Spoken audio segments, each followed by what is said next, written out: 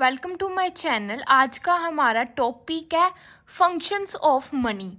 It is impossible to imagine any modern economy without the existence of money. That is why functions of money are greatly important in the modern time. कि हम money के existence के बिना अपनी modern economy को imagine ही नहीं कर सकते। अगर आज के टाइम पे पैसा ना हो तो हम कुछ भी नहीं कर सकते। इसलिए हम बोलते हैं कि जो फंक्शंस ऑफ मनी है वो काफ़ी इम्पोर्टेंट है हमारी मॉडर्न टाइम मॉडर्न इकोनॉमी के अंदर। कि अगर पैसा ही नहीं होगा तो हम इकोनॉमी के अंदर कोई भी एक्टिविटी नहीं कर पाएंगे। फंक्शंस ऑफ मनी, जो हमारी मनी के फंक्शंस हैं हम उन्हें बेसिकली 3 कैटेगरीज के अंदर डिवाइड करते हैं। First one is primary function of money, second one is the secondary function of money and the third one is जिन्हें हम क्या है अदर कैटेगरीज के अंदर डिवाइड कर देते हैं, other functions. Primary functions of money.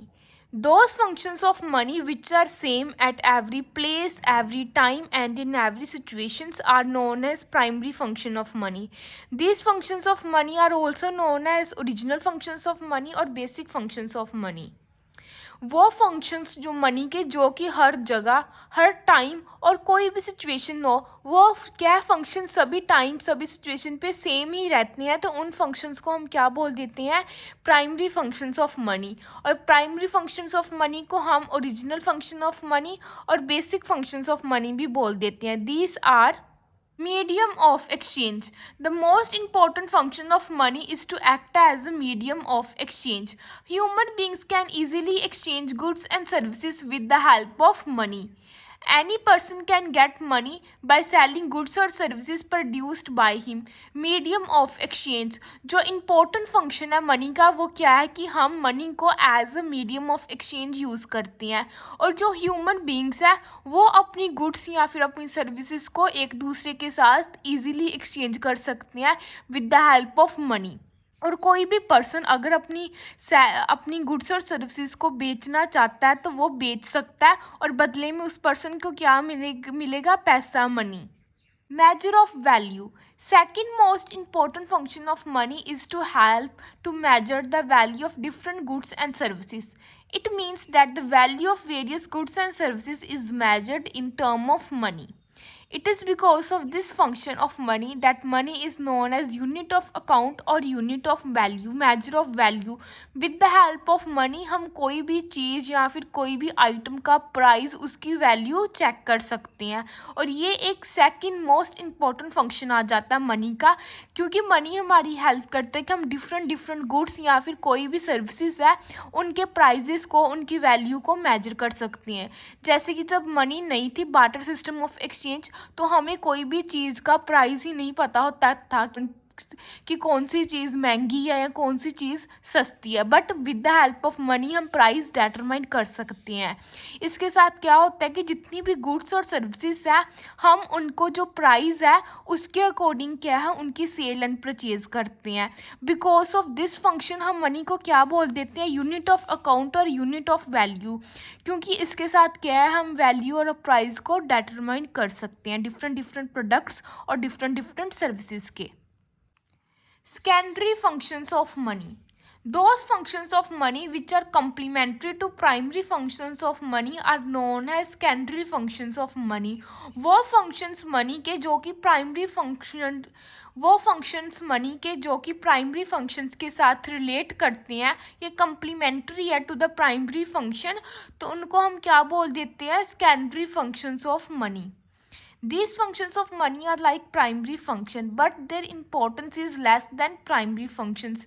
जो secondary functions है वो हमारे similar होते हैं to the primary functions of money but उनके जो importance है वो कम होती है as compared to primary function. Standard of deferred payments. Those payments which are not made at the time of transactions, rather those are to be made at some point of time in future are known as deferred payments. Deferred payments हमारी वो payments आ जाती हैं कि जिस time पे हम कोई भी goods और services परचेज करते हैं या फिर कोई ट्रांजेक्शन्स करते हैं हम उसकी पेमेंट क्या है उस टाइम पे नहीं करते बट प्रॉमिस करते हैं कि हम फ्यूचर के अंदर पेमेंट कर देंगे, तो उस पेमेंट्स को हम क्या बोल देते हैं, deferred payments. Medium of deferred payments is also money. The use of money has made it very easy to make deferred payments. It was not easy to make deferred payments under barter system of exchange.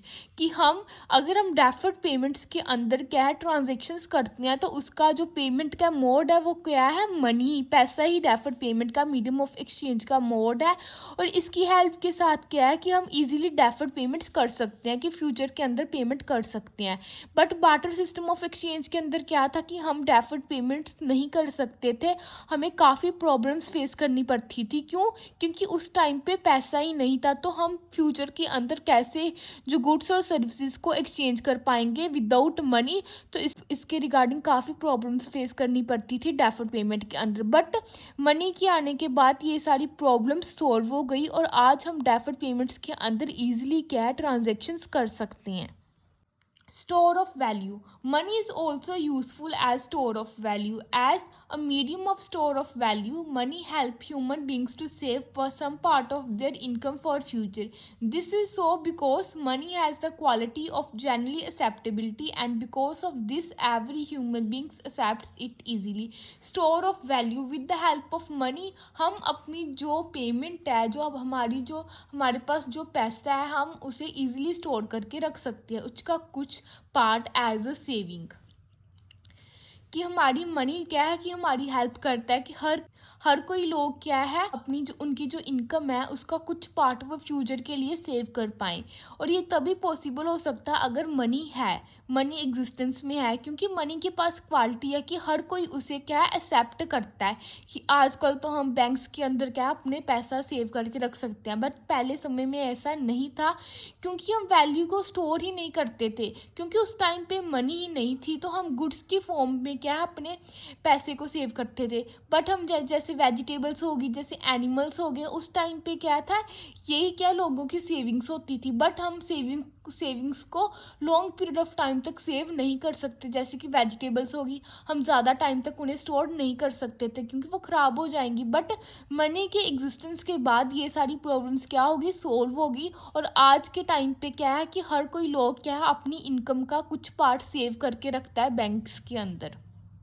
Transfer of value. Money play an important role in the transfer of value also. With the help of money, any person can transfer his wealth and assets from one place to another. Transfer of value. With the help of money हम easily क्या transfer कर सकते हैं value को, क्योंकि आजकल हम foreign के अंदर भी इंपोर्ट और एक्सपोर्ट कर रहे हैं।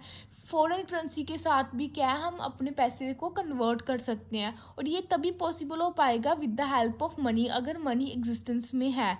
आजकल क्या है कि हम एक जगह से दूसरी जगह तक इजीली क्या है कोई भी चीज़ खरीद सकते हैं, कुछ भी ट्रांजैक्शन कर सकते हैं। कोई गुड्स खरीदना चाहते हैं, अगर हम फॉरेन के अंदर भी इन्वेस्टमेंट करना चाहते हैं तो हम ऑनलाइन भी कर सकते हैं with the help of money. Other functions of money. Apart from its primary and the secondary function, money performs mainly other important functions in the economy. These are, apart from primary and the secondary functions, money क्या है अपने important functions भी perform करती है। These are to provide maximum satisfaction to consumers. The aim of every consumer is to get maximum satisfactions by utilizing his limited income. To achieve this objective, a consumer consumes various commodities in such a way so that he is able to get maximum satisfaction. कि हर एक consumer की M क्या होती है कि वो ज़्यादा से ज़्यादा सेटिस्फैक्शन ले पाए। अगर वो कुछ पैसा क्या है खर्च कर रहा है तो उसके साथ क्या होगा कि उसे मैक्सिमम सेटिस्फैक्शन मिले।